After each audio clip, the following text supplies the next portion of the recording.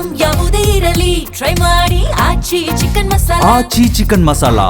ಅತಂತ್ರವಾಗ್ತಾ ಇದೆ ಎಲ್ಲ ಬೀದಿ ಬದಿ ವ್ಯಾಪಾರಿಗಳ ಜೀವನ. ರಣ ಬಿಸಿಲಿನಿಂದಾಗಿ ತರಕಾರಿಗಳು ಹಾಳಾಗ್ತಿವೆ ಅಂತ ಹೇಳಿ ಇಲ್ಲಿ ತರಕಾರಿ ವ್ಯಾಪಾರರು ತಮ್ಮ ಅಳಲನ್ನ ತೋಡಿಕೊಳ್ತಿದ್ದಾರೆ. ಇದರಿಂದಾಗಿ ತಮಗ ವ್ಯಾಪಾರ ನಷ್ಟವಾಗ್ತಾ ಇದೆ ಅಂತ ಹೇಳ್ತಿದ್ದಾರೆ. ಬಿಸಿಲಿನಲ್ಲಿ ಬಳಲಿ ಬೆಂಡಾಗ್ತಿರುವಂಥ ಬೀದಿ ಬದಿ ವ್ಯಾಪಾರಿಗಳು ಬಿಸಿಲಿನಲ್ಲಿ ಗಂಟೆಗಟ್ಟಲೆ ನಿಂತು ವ್ಯಾಪಾರ ಮಾಡೋ ವ್ಯಾಪಾರಸ್ಥರು ತಮ್ಮ ಅಳಲನ್ನ ಜೀ ಕನ್ನಡ ನ್ಯೂಸ್ ಮುಂದೆ ತೋಡಿಕೊಂಡಿದ್ದಾರೆ. ಬಿಸಿಲಿಗೆ ತರಕಾರಿ ರೇಟ್ ಕೂಡ ಹೆಚ್ಚಾಗಿರುವಂಥ ಕಾರಣ ಇದನ್ನ ಯಾರು ಕೂಡ ಕೇಳೋರಿಲ್ಲದಂತಾಗಿದೆ. ಹಾಗಾಗಿ ತಮಗೆ ಭಾರಿ ಸಮಸ್ಯೆ ಆಗ್ತಾ ಇದೆ ಅಂತ ಹೇಳಿ ತಮ್ಮ ಅಳಲನ್ನ ತೋಡಿಕೊಳ್ತಿದ್ದಾರೆ ಬೀದಿ ಬದಿ ವ್ಯಾಪಾರಿಗಳು. ದಿನದಿಂದ ದಿನಕ್ಕೆ ಬಿಸಿಲು ಹೆಚ್ಚಾಗ್ತಾ ಇದೆ. ರಣ ಬಿಸಿಲಿನಲ್ಲಿ 5 ನಿಮಿಷ ಹೊರಗೆ ಹೋಗೋದಕ್ಕೆ ಸಾಧ್ಯವಾಗದ ಪರಿಸ್ಥಿತಿ ಇದೆ. ಇಂಥದ್ರಲ್ಲಿ ಬೀದಿ ಬದಿ ವ್ಯಾಪಾರಿಗಳು ದಿನವಿಡೀ ಬಿಸಿಲಿನಲ್ಲಿ ಕೂತು ವ್ಯಾಪಾರ ಮಾಡಬೇಕಾಗತ್ತೆ. ಹಾಗಾಗಿ ತಮಗೆ ಬಿಸಿಲಿನಿಂದಾಗಿ ಭಾರಿ ಸಮಸ್ಯೆ ಆಗ್ತಾ ಇದೆ. ಯಾರು ಕೂಡ ಬಿಸಿಲಿನಿಂದಾಗಿ ತರಕಾರಿಗಳನ್ನು ತಗೊಳ್ಳೋದಕ್ಕೆ ಬರ್ತಾ ಇಲ್ಲ. ತರಕಾರಿಗಳು ಹಾಳಾಗ್ತಾ ಇವೆ. ಬಿಸಿಲಿನಿಂದಾಗಿ ತರಕಾರಿ ಹಾಳಾಗ್ತಾ ಇರುವಂಥ ಕಾರಣ ನಮಗೆ ವ್ಯಾಪಾರ ನಷ್ಟವಾಗ್ತಾ ಇದೆ, ವ್ಯಾಪಾರ ಭಾರಿ ಕಷ್ಟವಾಗ್ತಾ ಇದೆ ಅಂತ ಹೇಳಿ ವ್ಯಾಪಾರಿಗಳು ತಮ್ಮ ಅಳಲನ್ನ ತೋಡಿಕೊಳ್ತಾ ಇರುವಂತದ್ದು.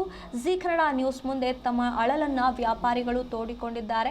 ಹಾಗಾದ್ರೆ ಅತಿ ಹೆಚ್ಚು ಕಾಲ ಬಿಸಿಲಿನಲ್ಲಿ ನಿಂತ್ರೆ ಏನಾಗುತ್ತೆ ಅನ್ನೋದನ್ನ ನೋಡೋದಾದ್ರೆ ಹೆಚ್ಚು ಬೆವರು ಬರುತ್ತೆ, ಹಾಗೆ ತುಂಬಾ ದಣಿವಾಗುತ್ತೆ, ಇದರಿಂದ ದುರ್ಬಲತೆ ಹೆಚ್ಚಾಗುತ್ತೆ, ತಲೆ ಸುತ್ತತ್ತೆ, ಹಾಗೆ ತಲೆನೋವು ಹೆಚ್ಚಾಗುತ್ತೆ, ದೇಹದಲ್ಲಿ ಉರಿ ಅಥವಾ ಸುಡುವ ಅನುಭವ ಉಂಟಾಗುತ್ತೆ, ದೇಹದಲ್ಲಿ ನೀರಿನ ಕೊರತೆ ಅಂದರೆ ಡಿಹೈಡ್ರೇಷನ್ ಉಂಟಾಗುತ್ತೆ, ಹಾಗೆ ಬಾಯಿ ಒಣಗುತ್ತೆ, ಹೃದಯದ ಸ್ಪಂದನ ವೇಗವಾಗುತ್ತೆ, ಕಾಲುಗಳಲ್ಲಿ ಸ್ನಾಯು ನೋವು ಅಥವಾ ಕ್ರ್ಯಾಂಪ್ಗಳು ಉಂಟಾಗುತ್ತೆ, ವಾಂತಿ ಬರುವಂಥ ಭಾವನೆ ಉಂಟಾಗುತ್ತೆ, ಕೋಪ, ಅಸ್ವಸ್ಥತೆ ಅಥವಾ ಗೊಂದಲ ಕೂಡ ಬಿಸಿಲಿನಿಂದ ಉಂಟಾಗುತ್ತೆ, ಹಾಗೆ ಚರ್ಮ ಕೆಂಪಾಗೋದು, ತುಂಬ ಬಿಸಿಯಾಗಿರೋದು ಎಲ್ಲವೂ ಕೂಡ ಬಿಸಿಲಿನಿಂದ ಉಂಟಾಗಿರುವಂಥದ್ದು, ಹಾಗೆ ಉಸಿರಾಟದಲ್ಲೂ ಕೂಡ ತೊಂದರೆಯಾಗುತ್ತೆ.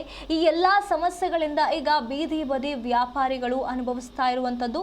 ಹಾಗಾದರೆ ವೈದ್ಯರು ಇದಕ್ಕೆ ಏನು ಸಲಹೆಯನ್ನ ನೀಡ್ತಾರೆ ಅಂತಂದ್ರೆ ಆಗಾಗ ನೀರು, ORS, ಮಜ್ಜಿಗೆ, ನಿಂಬೆಹಣ್ಣು ರಸ ಕುಡಿತಾ ಇರಬೇಕು ಅಂತ ಹೇಳ್ತಾರೆ. ಹಾಗೆ ತಲೆಗೆ ಟೋಪಿ ಅಥವಾ ತುಪ್ಪಟ್ಟಿಯನ್ನ ಕಟ್ಟಿಕೊಳ್ಬೇಕು ಅಂತ ಹೇಳ್ತಾರೆ. ಹಗುರವಾದ ಕಾಟನ್ ಬಟ್ಟೆಗಳನ್ನ ಧರಿಸಬೇಕು. ಮಧ್ಯಾಹ್ನ ತೀವ್ರ ಬಿಸಿಲಿನಲ್ಲಿ ಹೆಚ್ಚು ಸಮಯವನ್ನ ನಿಲ್ಲಬಾರದು ಅಂತ ಹೇಳಿ ಈಗ ವೈದ್ಯರು ಕೂಡ ಸಲಹೆಯನ್ನ ನೀಡಿದ್ದಾರೆ.